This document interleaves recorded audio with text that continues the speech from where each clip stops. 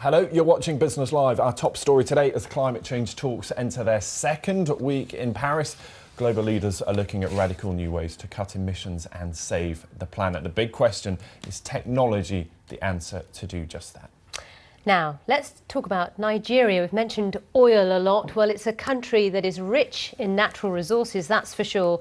But its business environment still has a poor reputation for corruption and profiteering. Well, many Nigerians claim they've not benefited from the country's oil wealth, but today's guest aims to train and employ thousands of locals across the region.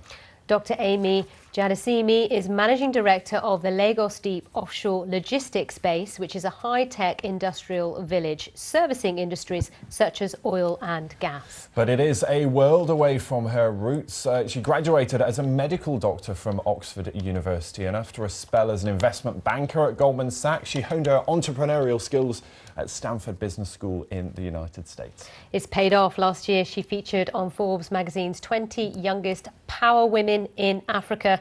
A world away from medicine and banking, she returned home to Nigeria to work in her family business before setting up an industrial village from scratch. Yep, she describes herself as a grafter. She's never thought of herself as being a smart person, just happy to, well, kind of put your head down and work. That sounds like quite a nice work ethos. She joins us now. Very nice to see you. Welcome to the programme. Good morning. Let's just start with that ethic, because all the reading that I've done about you today is talking about hard work. You don't get anything without working hard, and even if you don't necessarily achieve these things that you set out to do, you'll have learnt a lot along the way, and that's always been your ethos in business, hasn't it? Absolutely. I think it's necessary to success, and if you look at the elements of success from the Beatles to Microsoft, hard work is always 90% of it. Smart ideas get you 10% of the way there, then you've got to graft away to succeed. So for anyone watching thinking there's a quick way, there isn't one. There isn't one. I mean, if you look at our business LADOL, we've been going at LADOL since 2001, and a lot of people will look at our success now. We've got a $500 million industrial free zone, and people will think we did it overnight, but it's actually been 15 years. Let's just explain how that industrial free zone works. It's just outside Lagos, isn't it? Just explain how it works and the concept of the whole thing. Great. So LADOL is actually in the centre of Lagos Harbour. It's immediately next to the shipping lane. It's an ecosystem which we built to accommodate industrial projects. So right now, for example, we're in the midst of building an FPSO for Total. Just explain what an FPSO is.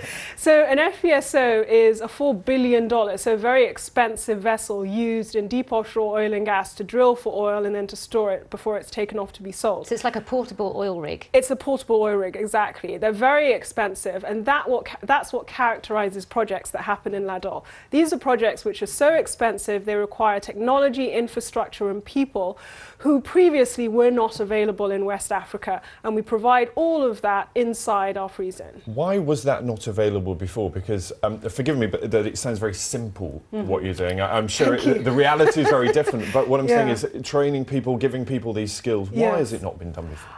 That's a great point. It is simple. I always tell people we're not rocket scientists. What we're doing is exactly what's been done in Norway and what's been done in Port Fourchon in America for decades. It wasn't available because the missing element was the private indigenous sector being able to fund these projects. So all of the money that's gone into LADOL is private, and we are unique in being the only 100% Nigerian, 100% free zone, sorry, 100% Nigerian private free zone in Nigeria.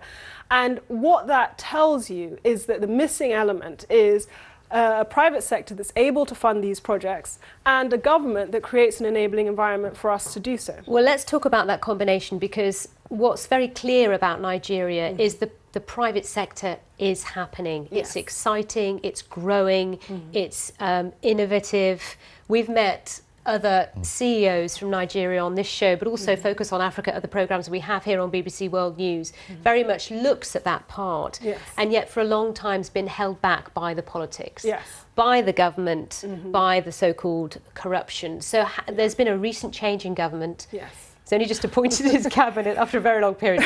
But how is that working with you now? Are you optimistic given the change in government?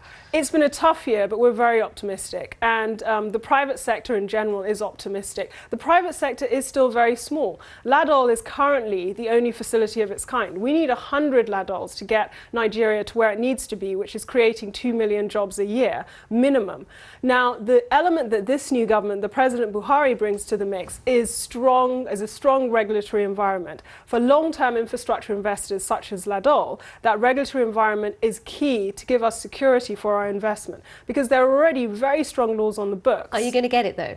We've already gotten it. We've seen what happened to MTN. Whether you agree or disagree, you had one of the most powerful companies in Nigeria being fined for violating Nigerian regulations. That's never happened before.